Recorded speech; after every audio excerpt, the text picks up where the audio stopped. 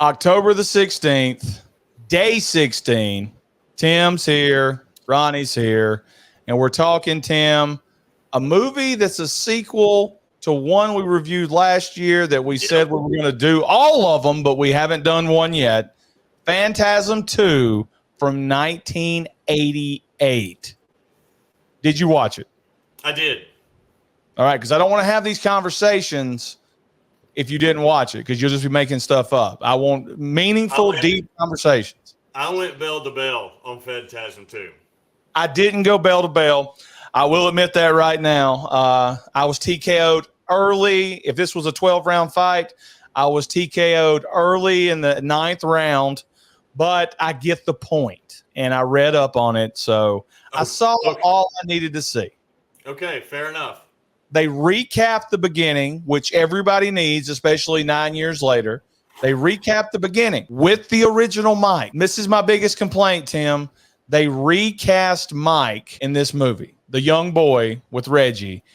They used the guy that plays Roach in Point Break as the new Mike, and I was out of it from that point on when they didn't bring Mike back. There's a scene where they're in the bed and he rolls over after he meets this psychic chick who was the narrator for the first 7 minutes. Then we forget about her completely. It's the goofiest grin I've ever seen on film. Like I'll send you a picture of it. It is absolutely the most horse-faced, horrible grin in your face. I couldn't think about anything but that. First off, I love the soundtrack. That music is, I love the concept of this movie. But now let's go back to what you talked about, because he rolled over in the bed, and over in the other room was the most awkward sex scene I have ever seen. It was almost like they were ribbing the actor who plays Reggie.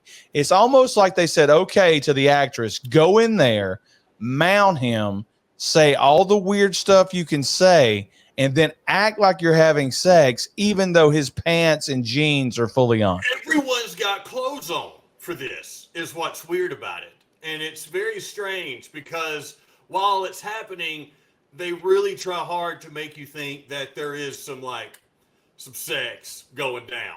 Yeah, because she actually does the move where the hand goes down there to sort of. She's doing the ride 'em cowboy, and by the way, this dude's hideous and bald. So yeah. And she's young and gorgeous, and he picked her up because he was horny on their quest to kill the Phantasm. Actually, they picked her up because Mike said he's been having naked visions of this person. That was the real reason. Like the whole. No, they picked her up when Mike was in the back passed out. And then when she's they had that discussion later. He was like, dude, this chick, I've seen her naked in my dreams and she dies. No, look, let's go back to Reggie. Reggie has an amazing personality. Reggie is like the only reason I like this movie at all is because of Reggie. He's a good character. He's a good character to root for. Reggie says, bro, the tall man didn't kill your brother. You're crazy. All right, fine. Let's pack up and leave our lives and go kill the tall man that I just said doesn't exist. That happened in one scene. I don't even think there was a camera cut where Reggie went from you're crazy to fine, let's go hunt this guy. And we got to believe this is taking a long time because they're passing through ghost towns. We're traveling along, no money. Like, damn, Reggie, that sure is a lot to give up if you don't even believe the guy. Let's get past your logic for just a second and go back to Reggie's hair. You're right. He is bald in a way that is very disturbing and concerning. But when he put on a hat, all of a sudden his hair is badass. Yes. We go from the very beginning of it when he tells Mike that his brother had a car wreck, there is no tall man, to a tall man dragging Mike out of the house that Reggie has to save, not to mention all the Jawas that he has to fight off with Reggie has an amazing fight scene with a midget dummy in the kitchen. I thought it was amazing. And he gets early that this is the action-based Phantasm movie. Like, this is not, like, these guys are monster hunters. Like, they're demon hunters. That's what the whole movie's about. And that's the coolest aspect of the movie. Reggie blows up this house, and then he's still telling Mike, who goes to the insane asylum, like you said, that the tall man isn't real. And then Mike has a vision of Reggie's family getting blown up. I'm assuming he's talking about Reggie's mom and father, because Reggie recovered rather quickly if Reggie had a wife and a kid that got blowed up. He did. Yeah. So that's what gets Reggie motivated to go with Mike. And Tim hit it on the head. Anybody that's ever watched the movie Supernatural, this is what they're doing. They're going town to town where the tall man has wreaked havoc and pretty much killed everyone in town. And then there's a little subplot where the priest is helping the tall man in this town. Like Tim said, the movie starts with this blonde who is recapping a lot of stuff in a journal. Oh God, this movie's so narrator heavy. People are talking to nothing but just scenes the entire time. It's pretty rough. And I thought they were going to do the old switcheroo and she was going to be the main character of the movie, but no, we just recast Mike. Then a bunch of other shit happens and movie ends when they get yanked through a window again. There you go. That's how it works. Yeah, the tall man always wins. I tell you what, they lean pretty heavy into the floating spheres that will kill you, the floating death spheres. They knew that was probably like the best part of the first Phantasm. Yes. So we went triple. Now we got 3 of them, and they do different things. It was an awesome kill scene because there's a priest who's having a crisis of conscience because he's having to help the tall man, and he tells the girl, and the next thing you know, a sphere gets him in the head. I thought that was the coolest scene in the movie until they got the tall man with the acid embalming. And he melted. That was really cool too. But you're absolutely right, Tim, in the fact of they went back and they knew everybody loved the floating balls in the original. So they said, hey, we're going to amp it up with that right there. Oh, yeah. This movie, if they wanted to bring Phantasm back and start the slate clean, I think this would be an awesome opportunity for one of those 6-episode miniseries type things that go to these streaming services, where you get the backstory of Mike and his brother, and Mike, the brother, and Reggie, sort of like the show Supernatural, could go town to town chasing the tall man. My issue with Phantasm 2's town-to-town story is there's just all these little towns with their graves dug up and everyone's disappeared and no one's noticed it. Yeah, the graves are perfectly dug up too. Oh, yeah, the angles are fantastic. It's like you got ancient Egyptians to dig out those holes. And they all have a mausoleum that is a whole labyrinth with the portal, but nobody notices. Nobody cares. It's pretty crazy. Hey, Tim, early in the movie, like during the first 5 minutes, Reggie tells Mike, he goes, how about a change of scenery? He goes, where are we going to go? And he goes, we'll find out when we get there. So my question to you is, Tim, just you right now, you decide you need a change of scenery. Where do you go? We're going to North Carolina. Why North Carolina? I have no clue. It probably looks really nice there. They probably got a lot of nice places. Is that because that's where Dawson's Creek was filmed and you want to live in that town? Where Dawson's Creek is filmed? Well, there you go. I don't want to wait for life to be over. Can we please... Do people do that? Just go through whatever city that's called, playing that, just blaring it like tourists? Because that would be an awesome way to piss off the people that live there. I'm sure. Hold on a second. Let's go. Where was Dawson? There we go. I may be wrong. Yes, several locations in North Carolina. Wilmington, Southport, Wrightsville Beach, Durham. Yeah, there we go. I knew I was right.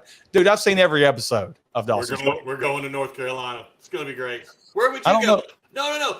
Why would you go? Think about how hard it is to get someone off their ass to do anything. And now think about leaving your life behind. Okay? Like on the spot. They didn't think about this for more than 2 minutes. It was a conversation where Reggie's like, I don't believe you. Okay, let's go. Yeah, I mean, as an adult, you immediately go to like house notes and payments and stuff like that. There's a killer loose in Kentucky right now. He's hiding in the woods. We're not going to go and help find him. That'd be a noble cause, but we're not getting up and leaving. Is that real? That's real. There's a killer on the loose in Kentucky? There's a shooter. There's an active shooter on the loose in Kentucky. They think he's probably dead now because he went off into some national park, and they don't know if he actually planned that, like if he had any way to survive once he got out there. That would have been an awesome opportunity for us to go live and have you be out in our woods. Have Blake come out from behind you and grab you.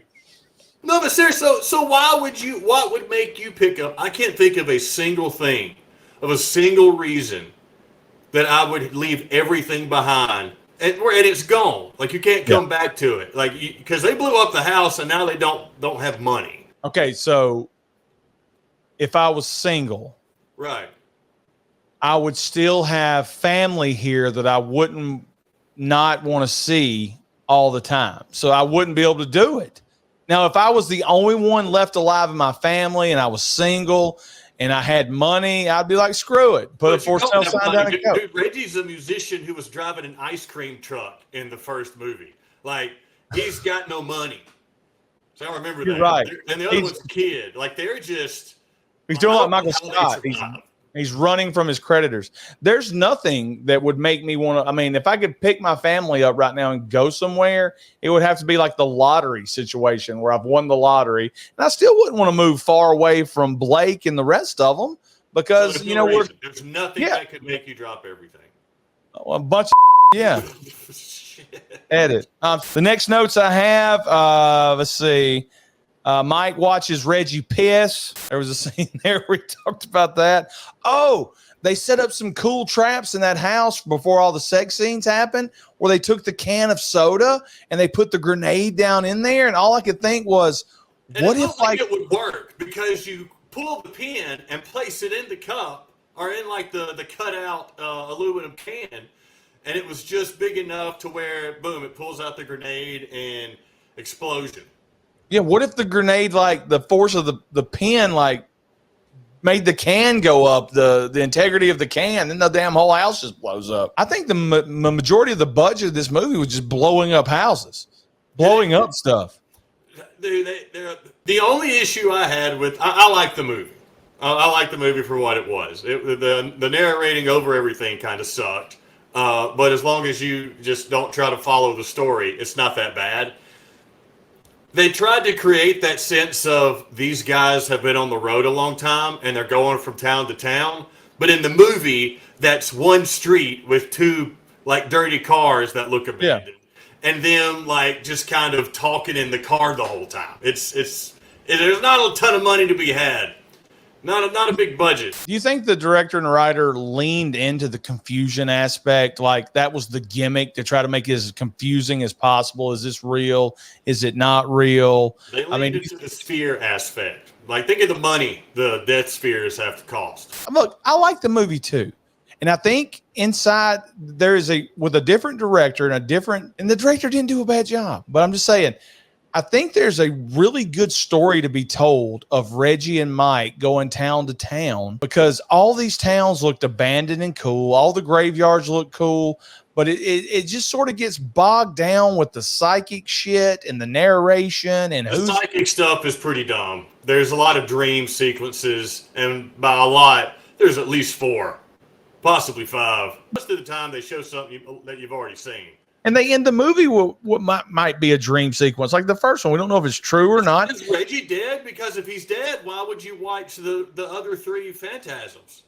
I mean, I've never seen any of the other Phantasms. I know no, Reggie's not dead. Reggie's in all of them. He got killed in the front seat. Well, obviously not. Okay. I saw him in another one. I've never seen any of these movies. I just know I've seen him on Joe Bob's show promoting like Phantasm 5. Fantastic. All right, they had to bring him back. Everyone I think he becomes like some kind of damn space hunter or some shit in the other ones. So there you go. Hey, he's the best guy on the thing, so I'm down. All right, we're halfway through this month. We're over halfway through this month, Tim. Day 16, Phantasm 2. Hit us in the comments. What did you think about this movie? Like, subscribe, all that stuff. Anything else, Tim? That's it. Make sure you guys are enjoying October. Go watch some horror movies. See you later.